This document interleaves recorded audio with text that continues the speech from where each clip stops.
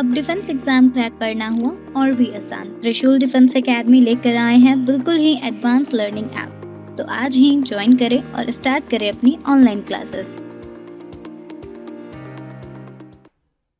जय हिंद बच्चों, आप सभी लोगों का क्विक रिवीजन वीडियो सेशन में स्वागत एवं वेलकम है बच्चों। आज के इस रिवीजन वीडियो में हमने टॉपिक लिया है पावर ऑफ प्रेसिडेंट। राष्ट्रपति की शक्तियों के बारे में हम लोग 15 से 20 मिनट रिवाइज करेंगे। फटाफट वो टॉपिक रिवाइज करेंगे जो आपके एग्जाम के लिए इम्पोर्टेंट है। ठीक है, तो आप इस सेशन को, इस वीडियो को देखना ना भूलें। ये आपके आने वाले एग्जाम के लिए मोस्ट फ्रूटफुल वीडियो है। ठीक है, जो मैं रेगुलरली बना रहा हूँ। ठीक है, तो चलिए आइए स्टार्ट करते हैं। पावर ऑफ प्रेसिडेंट के बारे में, राष्ट्रपति की शक्तियों के बारे में हम लोग देखेंगे। ठीक है, राष्ट्रपति की शक्तियों के बारे में अगर आप आएंगे तो जैसे राष्ट्रपति या प्रेसिडेंट का एग्जीक्यूटिव पावर, कार्यपालिका शक्ति, लेजिस्लेटिव पावर, विधायी शक्ति, जुडिशरी पावर, न्यायिक शक्ति, फाइनेंशियल पावर, वित्तीय शक्ति, veto power, emergency power, discretionary power, military power, ये सारे पावर्स जो है हम लोग फटाफट क्या करेंगे, रिवीजन करेंगे। तो चलिए स्टार्ट करते हैं। सबसे पहले अगर आप आएंगे पावर एंड फंक्शंस में आर्टिकल 77 के अंतर्गत, तो the president has a very important role in our democracy. He has vast power to be exercised during normal time as well as during emergency period. ठीक है, these powers however are actually exercised by the prime minister and the council of ministers। कह रहा है कि देखिए, भारत के राष्ट्रपति के पास पावर, शक्तियां तो बहुत है, लेकिन वो शक्तियां नाम मात्र की है, नॉमिनल पावर है उनके पास। एक्चुअली जो रियल पावर है, जो प्रेसिडेंट के पास जो शक्ति है, वो सारे पावर्स एक्चुअल में रियल में यूज कौन करता है, वो prime minister and council of ministers क्या करते हैं, यूज करते हैं। ठीक है, चलिए नेक्स्ट चलते हैं हम लोग। सबसे पहले एग्जीक्यूटिव पावर्स के बारे में हम लोग बात करते हैं, कार्यपालिका शक्ति के बारे में। कार्यपालिका शक्ति के बारे में हम लोग देखेंगे। ठीक है, कार्यपालिका शक्ति के बारे में। चलिए एग्जीक्यूटिव पावर ऑफ प्रेसिडेंट के बारे में आइए देखते हैं। ठीक है, इसके अंतर्गत हम लोग देखते हैं कि बेसिकली प्रेसिडेंट किसको किसको अपॉइंट करता है, नियुक्त करता है। तो आइए देखते हैं अपॉइंट या नियुक्त किसको किसको करता है। प्राइम मिनिस्टर, प्रधानमंत्री को अपॉइंट करता है। उसके अलावा who enjoy the support of the majority in the Lok Sabha. ठीक है, लोकसभा में जिस पार्टी की मेजोरिटी होती है, उसी में जो वहां का लीडर होता है उसको प्राइम मिनिस्टर के रूप में अपॉइंट करता है। Next, appoint the member of the council of minister. ठीक है, तो जो मंत्री परिषद के मिनिस्टर होते हैं, मंत्री होते हैं, उनको भी अपॉइंट करता है। And distributes portfolios among them on the advice of the prime minister. तो काउंसिल ऑफ मिनिस्टर्स के मंत्रियों को सिर्फ अपॉइंट ही नहीं करता, बल्कि पोर्टफोलियो भी अलॉट करता है, डिस्ट्रीब्यूट करता है, किसको कौन सा मिनिस्ट्री दिया जाएगा, किसको कौन सा मंत्रालय दिया जाएगा। लेकिन यह काम जो है वह प्राइम मिनिस्टर के एडवाइस पे करता है, प्रधानमंत्री की सलाह पे करता है। ठीक है, चलिए नेक्स्ट चलते हैं। नेक्स्ट अगर आप आएंगे अपॉइंटमेंट में, तो देखिए चीफ जस्टिस एंड जज ऑफ सुप्रीम कोर्ट। ठीक है, chief justice and जजेज of supreme court and high court. तो हाई कोर्ट और सुप्रीम कोर्ट के चीफ जज एंड अदर जजेस को भी अपॉइंट कौन करता है, प्रेसिडेंट ऑफ इंडिया। चलिए next, chairman and members of UPSC, CAG, attorney general, chief election commissioner and other members of election commission, governors, member of finance commission and ambassador, इन सभी लोगों को अपॉइंट कौन करता है बच्चों, तो प्रेसिडेंट ऑफ इंडिया, भारत के राष्ट्रपति। ध्यान रखें, बहुत पूछा जाता है कि सुप्रीम कोर्ट और हाई कोर्ट के जजेस को कौन अपॉइंट करता है, तो भारत का राष्ट्रपति। Union public service commission, controller and auditor general, attorney general, chief election commissioner and other election commissioner, governors, member of finance commissions, ambassador, इन सभी लोगों को अपॉइंट भारत का राष्ट्रपति करता है, ठीक है, जो एग्जीक्यूटिव पावर्स के अंतर्गत। He can seek any information relating to the administration of affairs of the union and the proposal for legislation from the prime minister, ठीक है।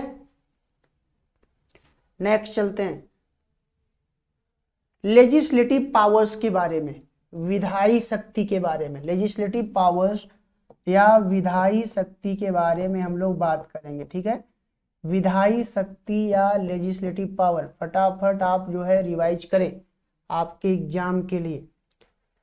पहला, the president of India is an integral part of the parliament. जैसे कि आपको पता है कि parliament का एक इंटीग्रल पार्ट है राष्ट्रपति, क्योंकि पार्लियामेंट जो है लोकसभा, राज्यसभा और राष्ट्रपति से मिलकर बनता है। तीनों में से अगर कोई बाहर होता है तो वो पार्लियामेंट नहीं बोला जाएगा, ठीक है।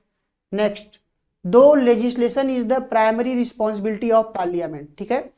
तो लेजिस्लेशन करना या विधायन का कार्य करना, कानून बनाने का कार्य करना, यह जो है पार्लियामेंट का जो है प्राइमरी रिस्पॉन्सिबिलिटी है, प्राथमिक जिम्मेदारी है, ठीक है। Next, the president has the right to influence the legislative process in following ways, ठीक है। Next, the summoning, dissolution and propagation of Lok Sabha. तो राष्ट्रपति के पास ये भी है समनिंग। समनिंग का मतलब है कि वह जो है सेशन के लिए मेंबर्स को कॉल करे, ठीक है। डिसोल्यूशन, सेशन को या लोकसभा को डिसॉल्व कर सकता है। एंड प्रोपोगेशन, ठीक है, ये सारे काम जो है कौन करता है लेजिस्लेटिव पावर के अंतर्गत? तो प्रेसिडेंट ऑफ इंडिया, भारत का राष्ट्रपति बच्चों। चलिए नेक्स्ट आ जाइए।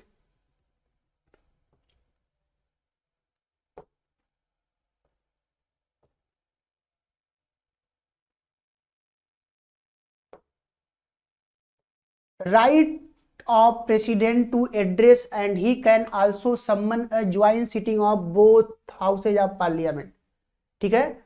तो ये सम्मन जारी करता है जिसमें joint sitting of both house of the parliament, यह दोनों हाउसेज का एक साथ ज्वाइंट सिटिंग बुलाता है, ठीक है, इसके पास अधिकार है। Next, which is presided over by speaker of the Lok Sabha.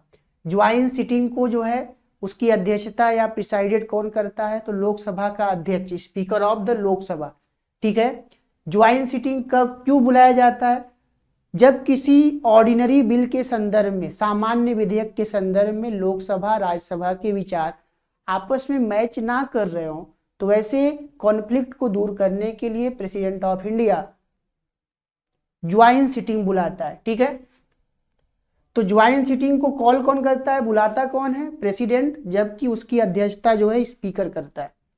Next, Rajya Sabha में 12 सदस्यों को या काउंसिल ऑफ स्टेट या अपर हाउस ऑफ पार्लियामेंट में 12 सदस्यों को जो है नॉमिनेट करता है प्रेसिडेंट। क्या करता है? 12 मेंबर को नॉमिनेट करता है, और ये 12 मेंबर लिटरेचर, साहित्य, साइंस, विज्ञान, आर्ट, कला, सोशल सर्विसेज, सामाजिक सेवा के क्षेत्र में स्पेशल ज्ञान रखने वाले लोग होते हैं, स्पेशलिस्ट लोग होते हैं। ऐसे स्पेशलिस्ट लोगों को, जिनकी संख्या 12 है, भारत का राष्ट्रपति काउंसिल ऑफ स्टेट या अपर हाउस ऑफ पार्लियामेंट में इनको नॉमिनेट करता है, ठीक है। And next, 2 members from Anglo Indian community in Lok Sabha laying down some reports at the floor of the parliament.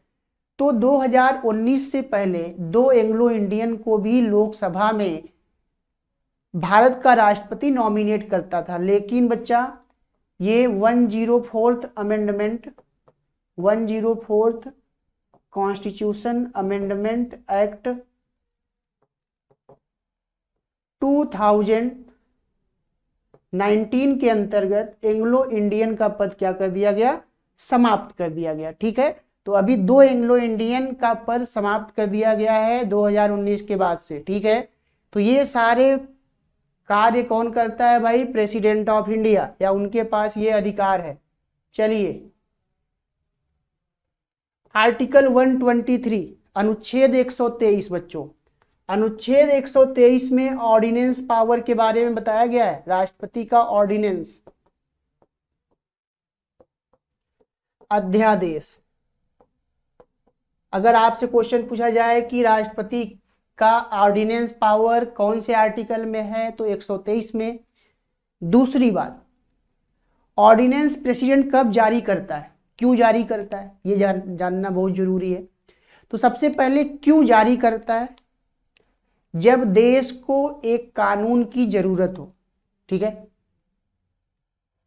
तो आपके मन में ये क्वेश्चन उगेगा कि भाई देश को कानून का जरूरत है, लॉ का जरूरत है, तो ऑर्डिनेंस जारी करने का क्या जरूरत है, पार्लियामेंट तो लॉ खुद ही बना देगा। तो कहने का मतलब वैसा सिचुएशन जब पार्लियामेंट सेशन में ना हो, पार्लियामेंट का सेशन नहीं चल रहा हो, लोकसभा राज्यसभा का, और वैसे समय देश को अगर किसी लॉ की जरूरत है, तो उस समय प्रेसिडेंट ऑफ इंडिया आर्टिकल 123 के अंतर्गत ऑर्डिनेंस जारी कर सकता है। अब ऑर्डिनेंस जारी हो गया तो ये फिर कानून कैसे बनेगा, इसको कानून या लॉ बनाने के लिए ऑर्डिनेंस को जब पार्लियामेंट का सेशन स्टार्ट होगा तो विद इन 6 वीक, 6 सप्ताह के अंदर उसको दोनों हाउसेस से पास कराना पड़ेगा, और पास करने के बाद वह जो है एक्ट बन जाएगा। लेकिन अगर 6 सप्ताह के अंदर पास नहीं हुआ तो यह अपने आप ही क्या हो जाएगा, समाप्त हो जाएगा।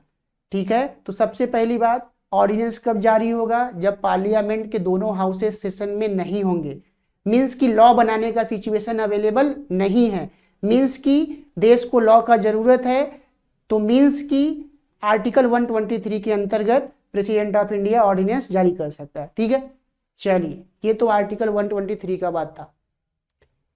नेक्स्ट आ जाइए, जुडिशियल पावर्स।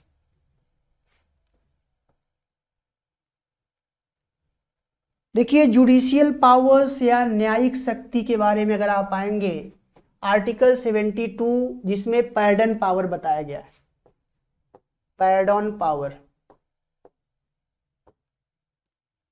या क्षमादान शक्ति।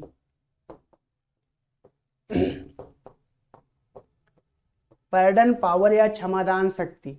ठीक है, तो क्षमादान शक्ति का मतलब ये है कि जैसे मान लीजिए किसी को सुप्रीम कोर्ट ने कोई सजा दिया, तो उस सजा को माफ करने के संदर्भ में उस व्यक्ति ने मर्सी पिटीशन प्रेसिडेंट के पास भेजा, तो प्रेसिडेंट क्या करेगा, उसके पास आर्टिकल 72 के अंतर्गत ये अधिकार है कि वह उसकी सजा को क्षमा कर सकता है, पूरी तरीके से समाप्त कर सकता है, या सजा का नेचर बदल सकता है। ये सारी चीजें हैं, आइए समझते हैं। सबसे पहले पैर्डन पावर में रिप्राइव समझते हैं क्या है। रिप्राइव का मतलब है it means stay of execution of sentence pending a processing pro pardon और कम्यूटेशन। ठीक है, remission, the power of remission reduces the amount of sentences. ठीक है, विदाउट चेंजिंग इट्स कैरेक्टर। ठीक है, रिमिशन का मतलब यह है कि जैसे जो उसको सजा दिया गया, वह उस सजा के अमाउंट को कम कर देता है, क्वांटिटी को क्या कर देता है, कम कर देता है, लेकिन सजा पूरी तरीके से समाप्त नहीं करता। ठीक है, नेक्स्ट रिस्पाइट। रिस्पाइट का मतलब अ डेथ सेंटेंस में be committed to rigorous imprisonment. कहने का मतलब कि जब वह किसी सजा के नेचर को बदल दे, जैसे किसी को जो है फांसी की सजा दी गई, डेथ सेंटेंस दिया गया, तो वैसे उस सजा को बदल के उन्होंने क्या कर दिया, आजीवन कारावास में बदल दिया। तो इस प्रकार उसने सजा के नेचर को क्या कर दिया, बदल दिया। तो इस प्रकार आर्टिकल 72 के अंतर्गत प्रेसिडेंट के पास क्या क्या अधिकार है। सबसे पहली बात कि या तो सजा को पूरी तरीके से समाप्त कर दे, दूसरी बात सजा के नेचर को बदल दे, डेथ सेंटेंस को वह जो है आजीवन कारावास में बदल दे, तीसरी बात सजा की क्वांटिटी को कम कर दे, 20 साल की सजा है 10 साल कर दे। ठीक है, तो ये सारी बातें जो हैं प्रेसिडेंट के पास पैर्डन पावर के अंतर्गत हैं। चलिए नेक्स्ट चलते हैं, फिनेंशियल पावर। देखिए फिनेंशियल पावर या वित्तीय शक्ति के अंतर्गत अगर आप आएंगे तो all money bills can originate in parliament only on the recommendation of the president. तो मनी बिल के बारे में अगर आप आएंगे तो ये आर्टिकल 110 में है, और मनी बिल को पार्लियामेंट के केवल लोकसभा में प्रपोज किया जाता है, ओनली लोकसभा में। पहले फर्स्टली प्रपोज कहाँ किया जाएगा? लोकसभा में। वो भी किसके परमिशन पे? प्रेसिडेंट के परमिशन पे, राष्ट्रपति की अनुमति से लोकसभा में पहले प्रपोज करा जाता है। और मनी बिल के संदर्भ में सिर्फ और सिर्फ राज्यसभा या काउंसिल ऑफ स्टेट के पास इतना अधिकार है कि वह उसको 14 डेज तक होल्ड कर सकता है, उसमें किसी प्रकार का सुधार नहीं कर सकता। अगर ऐसा कर रहा है तो ये लोकसभा के ऊपर डिपेंड करता है कि वह उसकी बातों को माने या ना माने। ठीक है, next, appointment of finance commissioner every 5 year. ठीक है, तो इस प्रकार बच्चों फाइनेंस कमीशन के जो चेयरमैन होते हैं, कमिश्नर होते हैं, उनको भी अपॉइंट 5 वर्षों के लिए करता है। अब तक भारत में 16 फाइनेंस कमीशन बनाए जा चुके हैं। वर्तमान में 16वां फाइनेंस कमीशन इस्टेब्लिश किया गया, जिसके चेयरमैन बनाए गए हैं अरविंद पनगड़िया। ठीक है, next, can make advances out of the contingency fund of India is meet any unforeseen expenditure. तो भारत का जो कंटिजेंसी फंड है, जिसके बारे में आर्टिकल 267 में बताया गया, 267 में, कंटिजेंसी फंड ऑफ इंडिया, आकस्मिक निधि। आकस्मिक निधि भी किसके अंडर में होता है? तो प्रेसिडेंट के अंडर में। आकस्मिक निधि से उस समय पैसा निकाल के खर्च किया जाता है जिस समय देश में इमरजेंसी का सिचुएशन हो, देश में नेचुरल डिजास्टर जैसा सिचुएशन हो, तो वैसे हालत से बाहर निकालने के लिए कंटिजेंसी फंड से पैसा निकालकर खर्च किया जाता है। कंटिजेंसी फंड के बारे में आर्टिकल 267 में बताया गया है। किसके अंडर में होता है? तो बच्चों ये प्रेसिडेंट के अंडर में होता है। चलिए नेक्स्ट चलते हैं, डिप्लोमेटिक पावर। डिप्लोमेटिक पावर के अंतर्गत अगर आप आएंगे तो डिप्लोमेटिक पावर के अंतर्गत भारत का अन्य कंट्री के साथ जो भी डिप्लोमेटिक रिलेशन होता है, चाहे वो इकोनॉमिक लेवल पे हो या सोशल लेवल पे हो, पॉलिटिकल लेवल पे हो, मिलिट्री लेवल पे हो, इन सारे लेवल पे जो भी डिप्लोमेटिक रिलेशन डेवलप होते हैं वो सभी प्रेसिडेंट ऑफ इंडिया के नाम से होते हैं। उसको कोई भी जाए एग्रीमेंट या कन्वेंशन करे, लेकिन वो सारे चीज जो है किसके नाम से करे जाते हैं? प्रेसिडेंट के नाम से। मिलिट्री पावर, मिलिट्री पावर में अगर आप आएंगे तो भारत का राष्ट्रपति जो है सुप्रीम कमांडर होता है। डिफेंस सर्विसेज का क्या होता है? सुप्रीम कमांडर, सर्वोच्च कमांडर होता है। ठीक है, चलिए नेक्स्ट चलते हैं, इमरजेंसी पावर। अब देखिए भारत के राष्ट्रपति के पास इमरजेंसी पावर भी है। 3 प्रकार के इमरजेंसी की बात की गई है बच्चों। एक है आर्टिकल 352 352, आर्टिकल 356 356, आर्टिकल 360 360 352 में नेशनल इमरजेंसी की बात की गई है, राष्ट्रीय आपातकाल की बात की गई है। 356 में स्टेट इमरजेंसी की बात की गई है, या आप बोल सकते हैं प्रेसिडेंट रूल की बात की गई है। 360 में अगर आप आएंगे फाइनेंशियल इमरजेंसी या वित्तीय आपातकाल की बात की गई है। ठीक है बच्चों, ये जो नेशनल इमरजेंसी है, राष्ट्रीय आपातकाल, अब तक भारत में इसका 3 बार प्रयोग किया गया है, 1962, 1971 and 1975। 3 bar national emergency Bharat में लगाए गए। 1962 में जब इंडिया चाइना वार हुआ, 1971 में जब इंडिया पाकिस्तान वार हुआ, और 1975 में इंटरनल डिस्टरबेंस शब्द के आधार पर लगाया गया। ठीक है, तो नेशनल इमरजेंसी का प्रयोग जो है भारत का राष्ट्रपति कर सकता है। 352 का प्रयोग अब तक भारत में 3 बार हुए हैं। ठीक है, नेक्स्ट 356 स्टेट इमरजेंसी, जब किसी भी राज्य में वहां का लॉ एंड ऑर्डर पूरी तरीके से फेल कर जाए, वहां की प्रशासनिक या एडमिनिस्ट्रेटिव मशीनरी फेल कर जाए, वहां पे लॉ एंड ऑर्डर कॉन्स्टिट्यूशनल तरीके से न चल रहा हो, तो ऐसे सिचुएशन में प्रेसिडेंट ऑफ इंडिया वहां पे प्रेसिडेंट रूल डिक्लेयर करता है और गवर्नर के माध्यम से एडमिनिस्ट्रेशन करता है। Next article 360 financial emergency. Financial emergency का मतलब है कि जब देश फाइनेंशियल क्राइसिस से गुजर रहा हो, वित्तीय आपातकाल से गुजर रहा हो, तो वैसे सिचुएशन में फाइनेंशियल इमरजेंसी डिक्लेयर किया जाता है। लेकिन भारत में आज तक कभी भी फाइनेंशियल इमरजेंसी नहीं डिक्लेयर किया गया है। ठीक है, तो फाइनेंशियल इमरजेंसी का मतलब है कि गवर्नमेंट का फाइनेंशियल सिचुएशन क्लिष्ट हो जाए, भारत सरकार के पास पैसा न बचे कि वह अपने रोजमर्रा के कार्यों को चला सके, अपने कर्मचारियों को सैलरी दे सके। ठीक है, तो ऐसे सिचुएशन में जो है 360 का यूज किया जाता है। अब तक भारत में 360 का प्रयोग एक भी बार नहीं किया गया है। 356 का प्रयोग राज्यों में बहुत बार किया गया है। सबसे ज्यादा अब तक जो स्टेट इमरजेंसी का प्रयोग किया गया है उत्तर प्रदेश में लगभग 10 बार। ठीक है, चलिए नेक्स्ट चलते हैं। वीटो पावर्स, 3 प्रकार का वीटो पावर है, तो 4 प्रकार का, लेकिन भारत का राष्ट्रपति 3 प्रकार का वीटो का यूज करता है।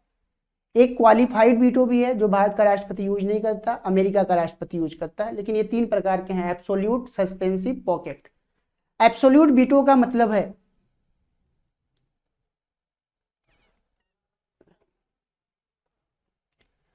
कि भारत का राष्ट्रपति इस वीटो के अंतर्गत